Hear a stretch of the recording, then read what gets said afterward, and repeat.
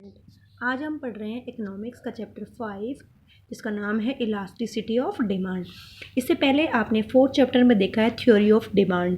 Theory of demand में सिर्फ आपने ये देखा है कि relation between price and demand is opposite, but उसमें ये नहीं देखा कि किस रेशो में आपके प्राइस में अगर डिक्रीजिंग होती है तो किस परसेंटेज में या किस रेशो में आपके डिमांड में इंक्रीजिंग होएगी।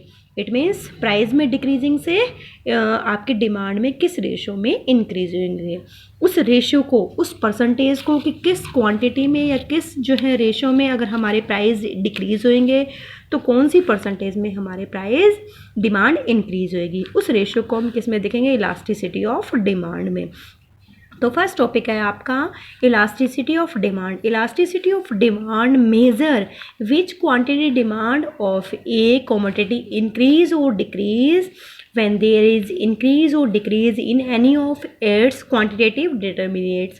it means जो हमारे क्वांटिटेटिव डिटर्मिनेंट्स हैं, इट मीन्स प्राइस में या आपके इनकम में किस रेशो में चेंज आने से आपके डिमांड में कितनी क्वांटिटी में या कितनी में जो है आपकी रेशो में चेंज आएगा, उसको कौन बताता है, उसके मेजरमेंट को कौन बताता है, हमारा इलास्टिसिटी ऑफ डिमांड।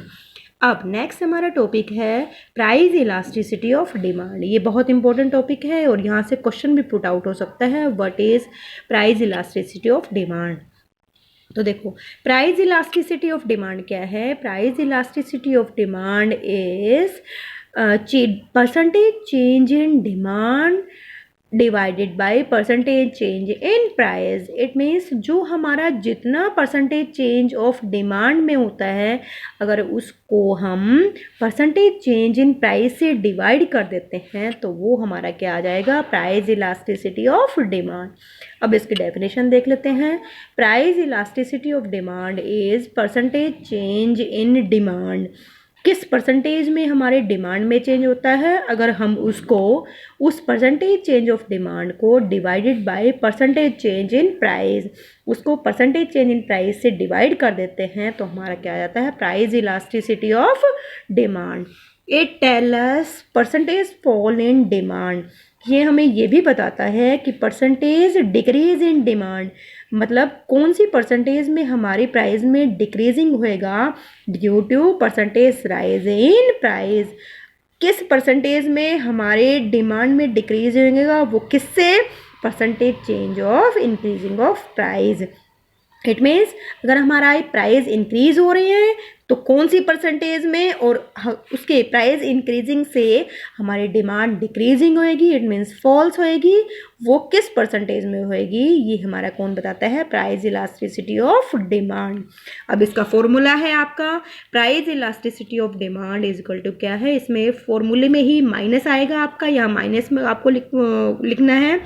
अब फॉर्मूला क्या है, percentage change in demand divided by percentage change in price. ये बहुत इंपॉर्टेंट है। तो नेक्स्ट हमारा टॉपिक है हमारा अब degree of price elasticity of demand. अब ये अलग अलग भी क्वेश्चन आपका पुट आउट हो सकता है, इसके 5 डिग्री है, 5 डिग्री में अलग अलग भी आपकी जो है क्वेश्चन आ सकता है। तो फर्स्ट डिग्री देखेंगे हम perfectly elastic demand. Perfect elastic demand, और इसको ED is equal to infinite भी कहते हैं। अब परफेक्टली इलास्टिक डिमांड क्या होता है, इसमें क्या होता है, आपके प्राइस सेम रहते हैं, मतलब price are constant, either demand should be increasing और डिक्रीजिंग। इट मीन्स आपके डिमांड चाहे इंक्रीज हो डिक्रीज हो but no change in price, that is called perfectly elastic demand. अब देखो इसकी डेफिनेशन देख लेते हैं, वही है डेफिनेशन में, a perfectly elastic demand refers to the situation when quantity demand is increasing और डिक्रीजिंग। यही बताया मैंने, क्वांटिटी डिमांड इज इंक्रीजिंग और decreasing but there is no change in price, it means price are same, either demand should be increasing or decreasing, that is called perfectly elastic demand। जो हमने definition में देखा है वही हम diagram में देखेंगे। वही एक तरफ हमने क्वांटिटी डिमांड ली है, इट मीन्स OX पर हमने क्वांटिटी डिमांड ली है, OY पे हमने क्या लिया है, प्राइस। ये आप डिस्टेंस ले लेना, जैसे मैंने 10-10 का लिया है, आप कोई भी ले लेना। 10 का लिया है तो आपके जो है प्राइस क्या रहेंगे, आप जैसे एक कॉन्स्टेंट रखने, मान लीजिए हमने प्राइस 20 रखे, अब क्वांटिटी डिमांड आपके 20 है तो भी प्राइस आपके जो है 20 ही है। क्वांटिटी डिमांड आपकी इंक्रीज होगी 20 से क्या होगी 30, तो भी आपके प्राइस क्या है वही सेम है। क्वांटिटी डिमांड आपकी डिक्रीज होकर 10 होगी तो भी आपकी प्राइस क्या है सेम, इट मीन्स वही price are same, either quantity demand should be increasing और decreasing, that is called perfectly elastic demand. और इसको क्या कहते हैं, ED is equal to infinite भी कहते हैं, ये मैंने यहाँ पे लिख दिया है। तो नेक्स्ट डिग्री है हमारी सेकंड क्या है, परफेक्टली इनइलास्टिक डिमांड। अभी फर्स्ट थी plus perfectly elastic demand, second क्या है आपकी परफेक्टली इनइलास्टिक डिमांड। अब ये आपकी इसकी अपोजिट है, इसमें आपकी क्या है क्वांटिटी डिमांड सेम रहेगी। इससे पहले वाले में परफेक्टली इलास्टिक में क्या था, प्राइस सेम थे, यहाँ पे क्या है आपकी quantity demand is same, either price should be increasing और डिक्रीजिंग, उल्टा हो जाएगा, और इसको क्या कहते हैं ईडी इज इक्वल टू 0 कहते हैं। अब डेफिनेशन देखो, a perfectly inelastic demand refers to the situation no change in quantity demand. ये मैंने आपको बताया था, उसमें प्राइस सेम थे, सेकंड में क्या है quantity demand same, either price should be increasing और डिक्रीजिंग। ये आपका अपोजिट डायग्राम बन जाएगा इसमें, इट मीन्स इसमें उसमें पहले वाले में फर्स्ट में परफेक्टली इलास्टिक डिमांड में आपने प्राइस को सेम रखे थे, इसमें किसको रखना है क्वांटिटी डिमांड आपकी सेम रहेगी, either price should be increasing और डिक्रीजिंग। देखो ये फिर मैंने 10 का डिफरेंस लिया है, प्राइस को एक स्टेबल रखा है 20 पे, आपके प्राइस जो है 20 है तो भी क्वांटिटी डिमांड आपकी 20 ही है, प्राइस इंक्रीज होकर 30 हो गए तो भी क्वांटिटी डिमांड आपकी 20 ही है, प्राइस आपके डिक्रीज होकर 10 हो गए 20 से 10 तो भी क्वांटिटी डिमांड आपकी स्टेबल है जो 20 पे है। तो ये हमारी है परफेक्टली इनइलास्टिक डिमांड। थर्ड है आपकी यूनिटरी इलास्टिक। थर्ड डिग्री हमारी कौन सी है, unitary elastic demand. It means unitary elastic demand क्या होता है, change of price and change of demand are same. It means जो हमारे प्राइस में चेंजिंग आएगा वो चेंजिंग, और हमारे जो है उससे प्राइस से डिमांड में जो चेंजिंग आएगा that are same, that is called unitary elastic demand. इसको कहते हैं AD इज इक्वल टू 1।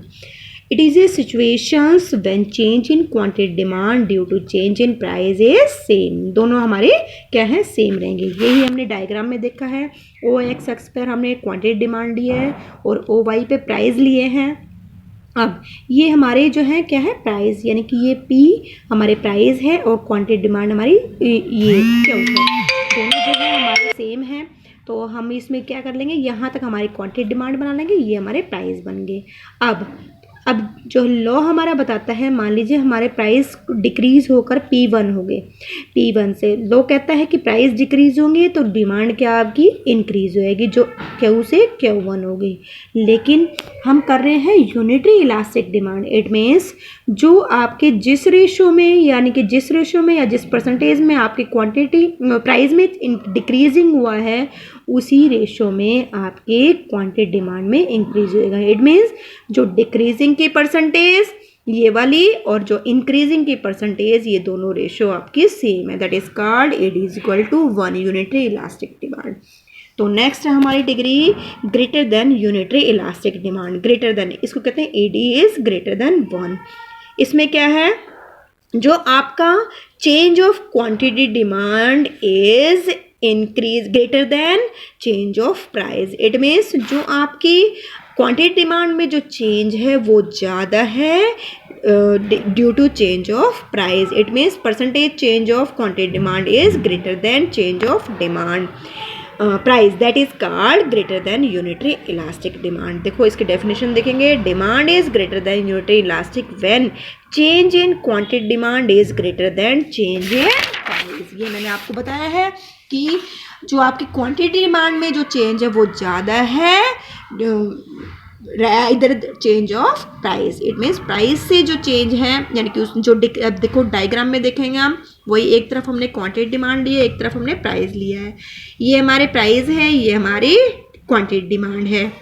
इसका आप कितना ही मेज़र करके लिख लेना, इसमें ये नहीं है कि इतना ही आप लिखना या इतना ही कितना ही आप अपनी तरफ से जो है क्वांटिटी डिमांड ले लेना और प्राइस ले लेना। लॉ आप बताना, सही बताना कि एक लॉ क्या कहता है, अगर हमारे प्राइस डिक्रीज हो गए तो हमारी क्वांटिटी डिमांड इंक्रीज होगी।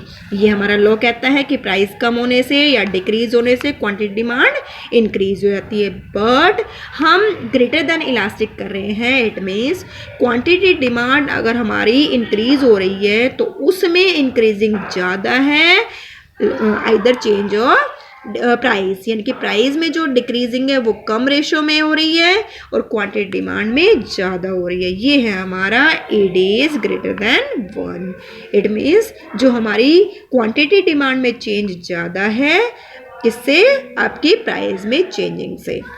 नेक्स्ट हमारी डिग्री है less than unitary elastic demand. Less than unitary elastic demand इसका अपोजिट हो जाएगा। It means change of quantity demand, जो क्वांटिटी डिमांड में चेंज है that is less than change of price. It means quantity demand में जो changing है वो कम है किससे, प्राइस में चेंजिंग से। अब देखो इसके डेफिनेशन देख लेते हैं, इसको कहते हैं AD is less than 1। Definition देख लेते हैं, demand is less than unitary elastic when change in quantity demand is less than change in price. यही मैंने कहा है, change in quantity demand is less than price, change of price. लेकिन greater than में क्या था, change of quantity demand is greater than change of price. Opposite हो जाएगा इसका। लॉ हमारा वही कहेगा, ये P प्राइस लिए है हमने, ये क्वांटिटी ली है। अगर आपके प्राइस लॉ के अकॉर्डिंग देख लेते हैं, अगर कम हो जाते हैं यानी कि डिक्रीज हो जाते हैं तो आपकी क्वांटिटी डिमांड इंक्रीज हो जाती है। लेकिन जो इंक्रीजिंग होती है वो रेशो कम है और प्राइस में जो डिक्रीजिंग है वो आपकी परसेंटेज ज़्यादा है। क्यों? क्योंकि हम लेस देन क्वांटिटी डिमांड देख रहे हैं। तो क्वांटिटी डिमांड हम क्या देख रहे हैं, लेस देन इलास्टिक डिमांड। तो इसीलिए जो change of quantity demand is less than change of price, ये हमारी लेस देन है। और ग्रेटर देन में क्या है, आपकी क्वांटिटी डिमांड में चेंज ज़्यादा होगा, लेस देन प्राइस। तो दोनों में जो है एक दूसरे के जो है अपोजिट है। तो ये हमारी 5th डिग्री है। नेक्स्ट वीडियो में हम देखेंगे अगला टॉपिक।